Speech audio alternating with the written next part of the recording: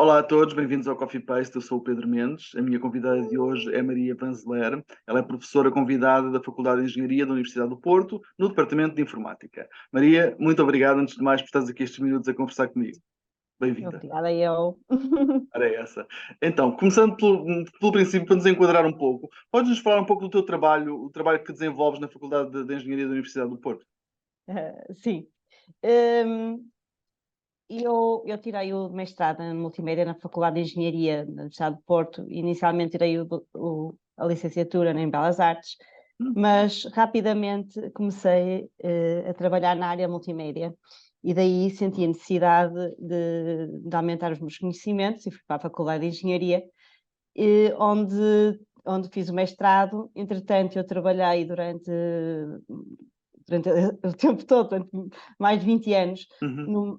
numa empresa na área cultural, como responsável pela área multimédia, e entretanto tive um bocado o bichinho de continuar os estudos e fui para o doutoramento em mídias digitais, que é na Faculdade de Engenharia. No doutoramento, quer no doutoramento, quer no mestrado, eu estive sempre ligada aos museus, normalmente, nomeadamente às coleções online. E depois, quando veio esta história toda da realidade aumentada, eu comecei a trabalhar, fiz uns projetos, nomeadamente para o Museu Nacional Ferroviário, em Uhum. que ganhei o gosto pela realidade aumentada e comecei a perceber que realmente fazia algum sentido este tipo de abordagem para os museus. E daí ter iniciado o meu doutoramento na área. A passagem para a Faculdade de Engenharia foi uma coisa Uhum. natural. Foi uma coisa natural, porquê? Porque eu gostei muito de continuar os meus estudos, tive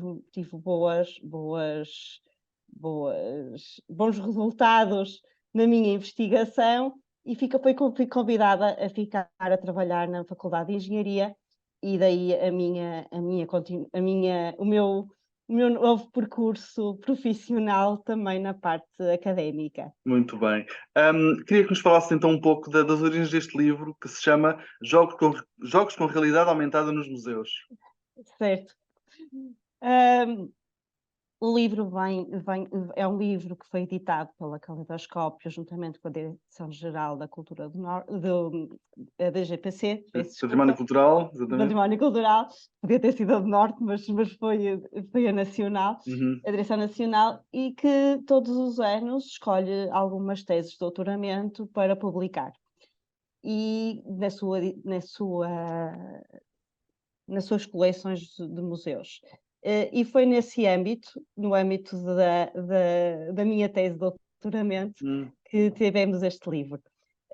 O livro portanto, é um livro que tem uma organização baseada numa tese de doutoramento. Uhum. Portanto, tem toda a parte académica de estado da arte, de parte de pesquisa bibliográfica, toda a metodologia. É um livro que se enquadra muito bem numa nova perspectiva de investigação, que implica trabalharmos nós investigadores com os utilizadores, com as Uhum. pessoas que estão no campo. Portanto, é uma abordagem que se que, que para a tecnologia, em que pensa que a tecnologia só faz sentido quando estamos a trabalhar com pessoas. Portanto, mais do que ser bichinho de biblioteca, entre aspas, como eu digo, um, trabalhar na tecnologia implica trabalhar com pessoas. E é essa a metodologia que está apresentada neste livro, e que para mim foi uma satisfação fazê-la. Porquê? Porque fiz os meus estudos de caso na Galeria da Biodiversidade e também no Museu da Farmácia, os dois aqui do Porto, e é onde trabalhei com as equipes que desenvolvem, as equipes que são guias, os guias Uhum. dos museus. E, portanto, consegui perceber que realmente os utilizadores gostam deste tipo de abordagem. Portanto, eu inicialmente comecei a trabalhar com os stakeholders, portanto, com os profissionais dos museus, a definir o que é que realmente interessava mostrar no local. Uhum. E depois de fazer essas abordagens com eles, parti para os utilizadores, para ver qual era o grau de aceitação deles e perceber que realmente faz sentido este tipo de abordagem. Eu ia. Desculpa, força, avança, avança. Eu estou aqui 2 horas a falar. Não, não. Não, eu ia precisamente perguntar desses estudos de caso que fizeste, quais foram as principais conclusões a que chegas? Bem, dos estudos de caso, cheguei a uma framework, umas linhas de orientação Uhum. que permitem qualquer profissional do museu ou designer que esteja a tentar desenvolver um tipo de solução deste caráter, possa ter em conta quando tem que desenvolver algo, não é?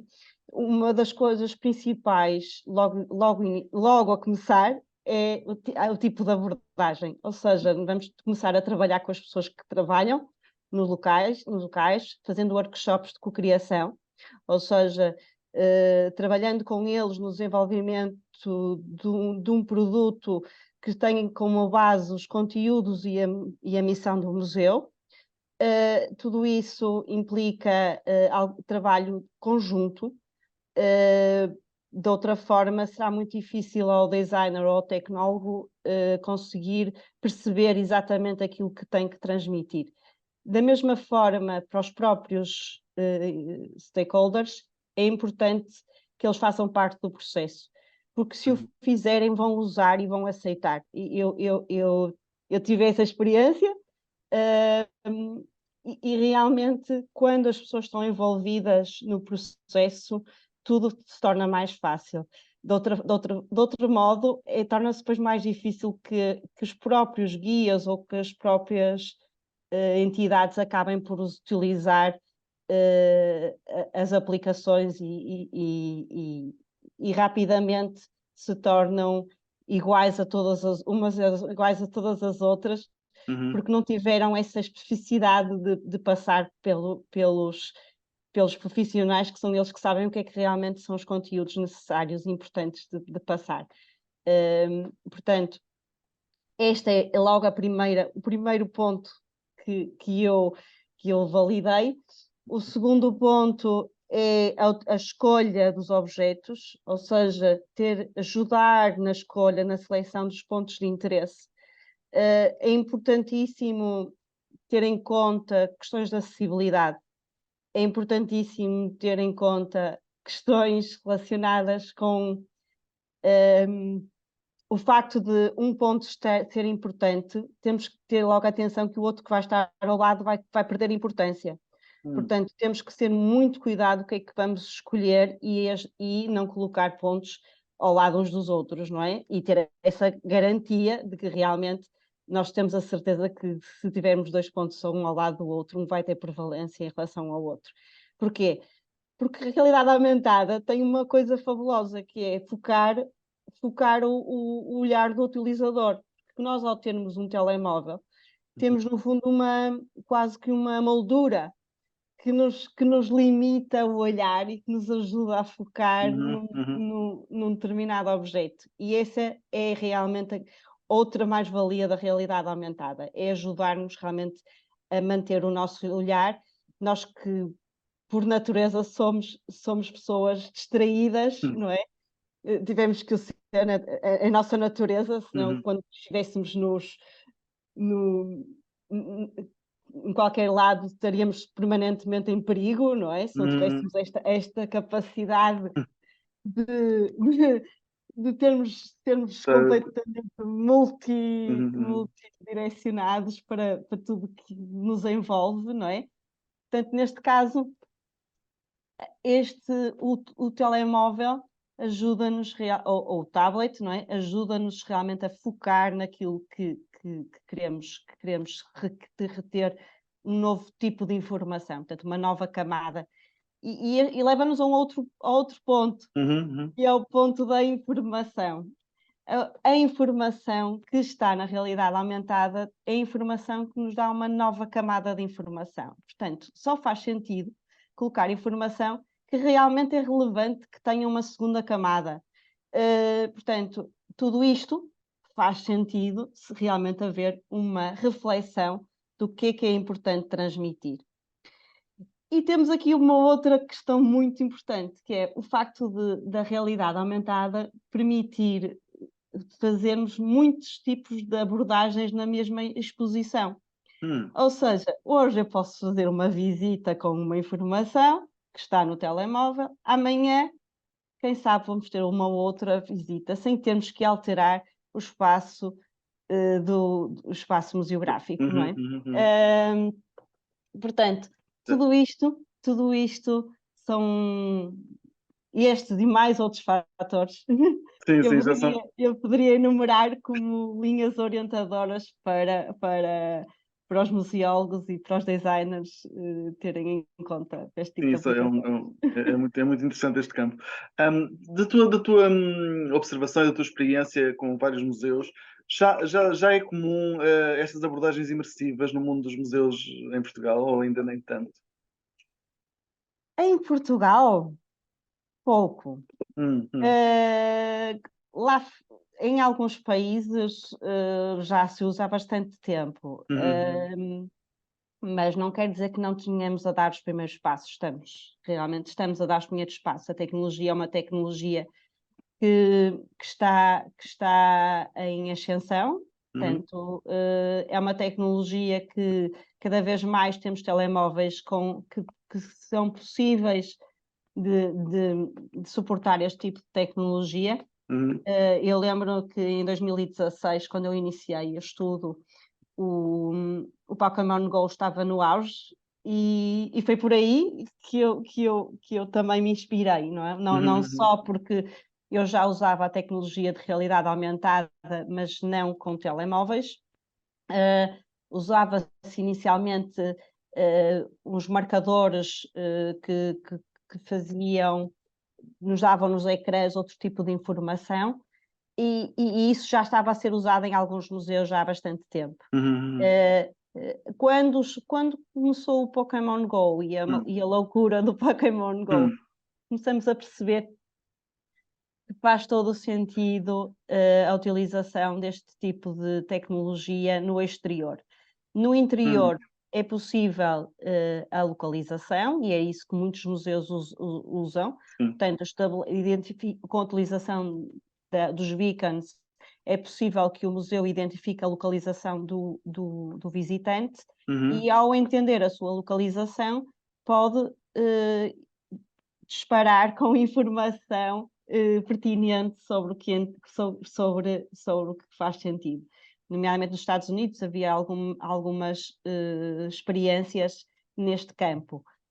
A minha colega, eu vou-lhe chamar colega, porque também fez o mesmo doutoramento que eu, como Diana Marques, que também uhum, tem o livro da mesma coleção, de quem eu me inspirei bastante em alguns pontos, nomeadamente a falta de termos em português, uhum, e isso é uma coisa que me preocupou e uhum, preocupa, porque é necessário realmente este tipo de teses que se preocupam com a terminologia em português. Começa a ser difícil a parte científica começarmos a encontrar os nossos termos, porque os termos são novos, têm uma base tecnológica e, portanto, o que nós uhum, fazemos muitas vezes é não ter essa tradução, não é? uhum. E é importantíssimo este tipo de livros para podermos assumir, entre aspas, algum tipo de tradução e termos em português. E a Claro. Diana também teve que o fazer. Maria, podes falar-nos de um ou dois exemplos da aplicação ou dessas abordagens imersivas? Um ou dois exemplos em Portugal, e se lembrares um exemplo de referência fora de Portugal, para vermos na prática em que é que se traduz esta utilização destas tecnologias.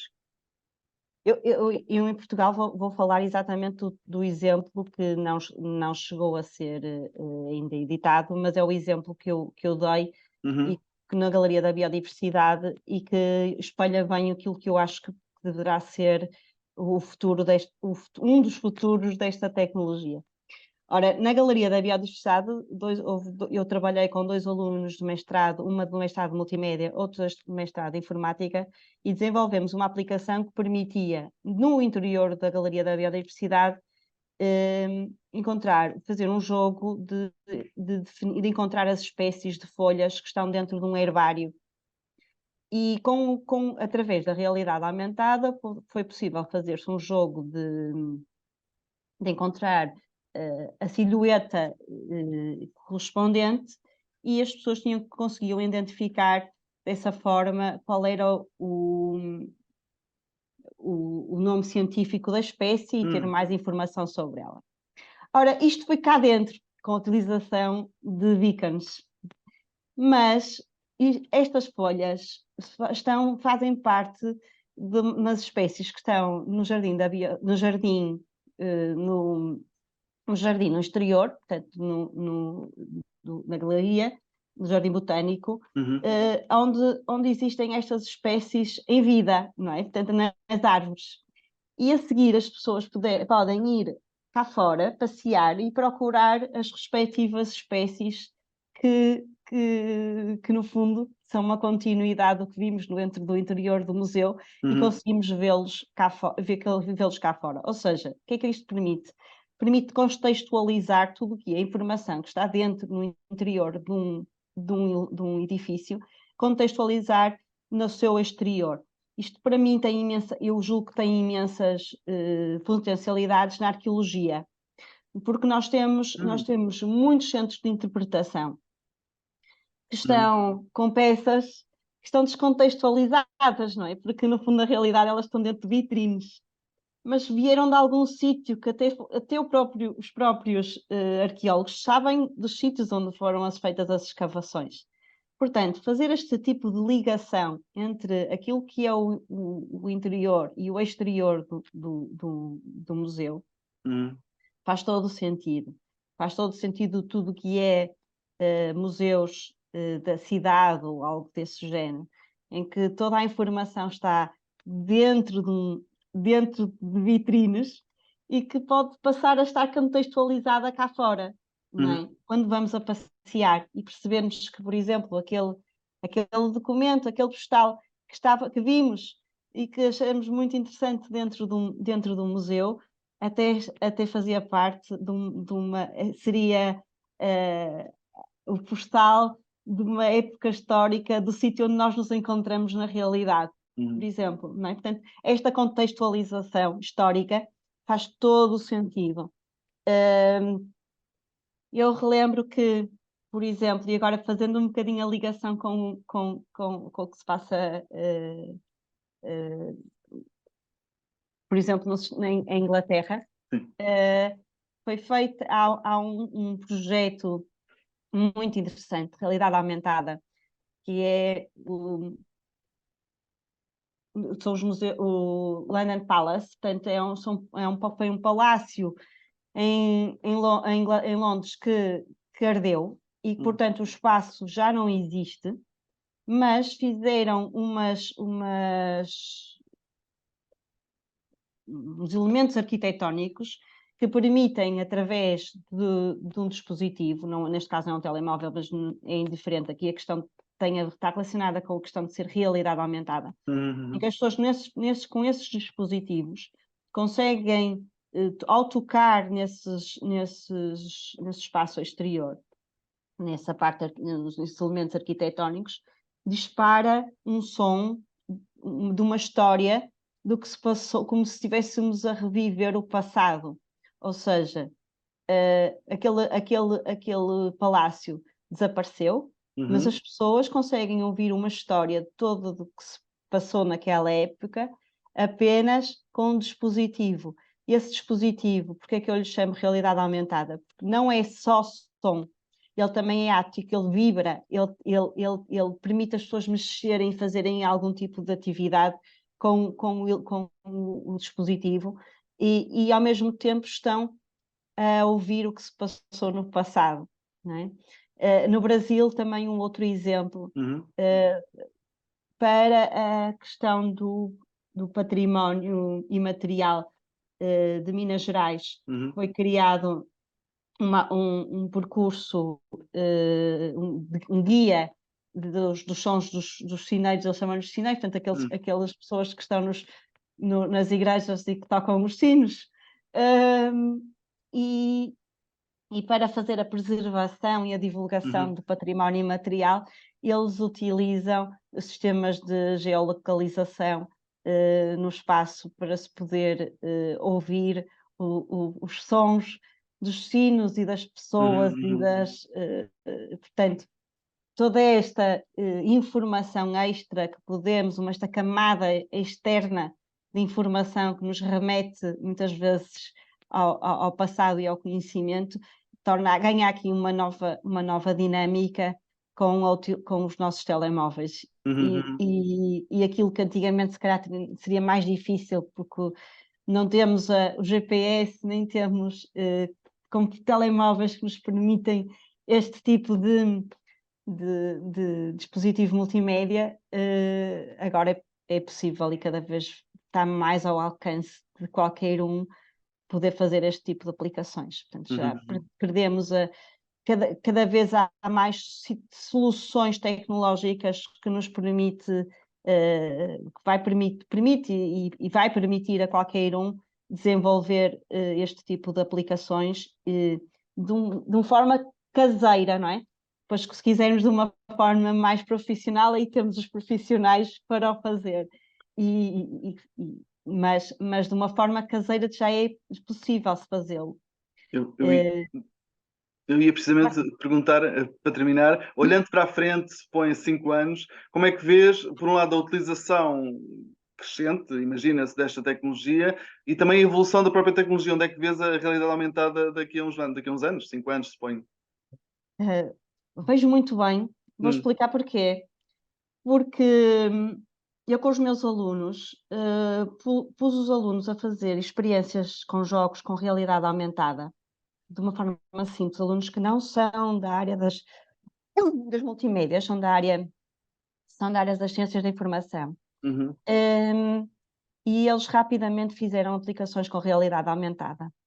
E sobre o museu, portanto, o que se passou foi que eles que muitas vezes têm, eu acho que preguiça de ir aos museus, e não são assim tão chamados, depois de terem feito as aplicações com realidade aumentada, quiseram ir aos museus e aos sítios reais para experimentarem as suas próprias tecnologias, aquilo que tinham feito. E, portanto, eu vejo muito potencial de fazer, às vezes, o caminho inverso, que é, através das tecnologias, através, se calhar, até das escolas, através de workshops de cocriação, as pessoas começarem a utilizar a realidade aumentada e começarem a fazer as suas próprias aplicações, porque cada vez é mais fácil fazê-lo. E esta pode ser uma das formas muito interessantes dos museus chamarem camadas mais jovens. Porque quando nós mexemos quando fazemos as nossas próprias produções, vamos de certeza que vamos usá-la e vamos usá-las com muito mais entusiasmo. E ao mesmo tempo também gostamos porque vamos partilhar com os nossos amigos. E isso tem um poder enorme, não é? Portanto, eu vejo que a tecnologia de realidade aumentada vai passar a ser algo como fazer um Word ou fazer um PowerPoint. Não é menos difícil do que isso. Muito bem. Conversei com Maria Vanzeler, a professora Maria Vanzeler, autora do livro Jogos com Realidade Aumentada nos Museus. Maria, muito obrigado, foi um gosto conversar contigo. Realmente.